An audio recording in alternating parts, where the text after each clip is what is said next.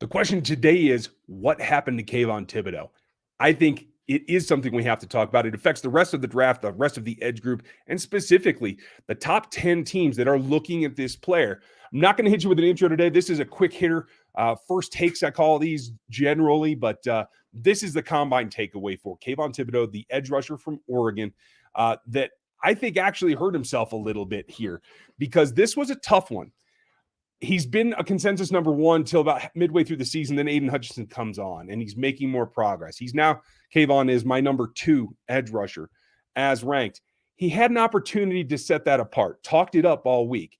And from what I hear from everyone in Indy, as well as the TV personalities that confirmed it, is just the night before, Kayvon Thibodeaux said, I'm going to go do everything because I'm a competitor.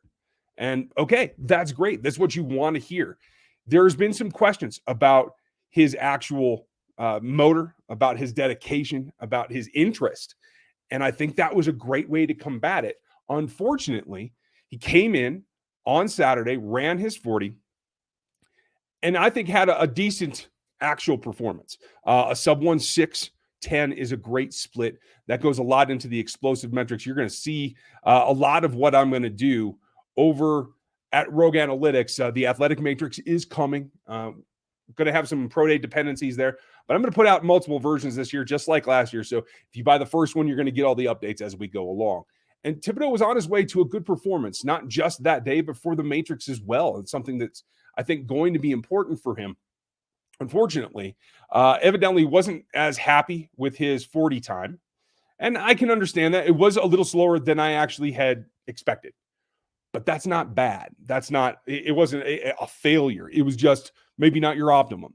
And after having said, I'm going to compete in all the drills to show that I'm a competitor, he kind of made up an excuse there saying, I don't want to have to do the D-line drills and the linebacker drills if they're separated. I want to do them all at once on my pro day. Well, they're on the same day. There are other players in both groups doing the linebacker drills as a delay, because that's the way that it works. And I think this was an opportunity to show that you're competitive, to show that you're down for it.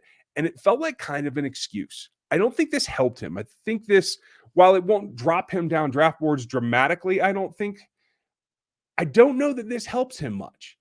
I think that it actually hurts a little bit because he goes back on what he said. And honestly, it doesn't make sense because a little bit of delay, you could have done all the drills. It would have been fine. You can come back and redo them at your pro day. Now what you've done, Kayvon, is leave yourself no out. You have to go perform at your pro day. You have to be optimal, and you have to show that you're competitive. I think this actually is something he can do. I think he will perform just fine. The two things that he did, the 40, so he got a 10 split of 40 time and a bench out of it. He was competitive all the way around. I thought it would have been good to see him and Hutchinson on the same field. And I don't know if this is just because of the rigors of the combine, because that's exactly what it is the combine is designed these days to put stress on players. It is not just that it's poor logistical planning. It is meant to stress them and see how they react as well.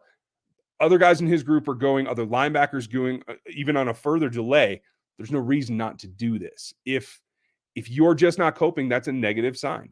There is one aspect, though, depending on his representation, his agent, etc. There's one legit thing. If you are going fine and everything's copacetic and you wake up this morning and you just don't have it, and you go out and you run a time that you're not happy with, and now your concern is, I don't want to put anything else negative on film at this combine and get measured poorly. If that's a legitimate thing that just crept up on you that morning, there is some agents that just say, hey, just throw your hands up and say, I'm done. I'll do it at my pro day.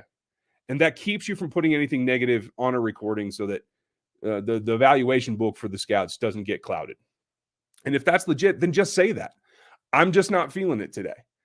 I think that's more legitimate than saying I didn't want to do these drills as a combo, because I think that's kind of a cop-out.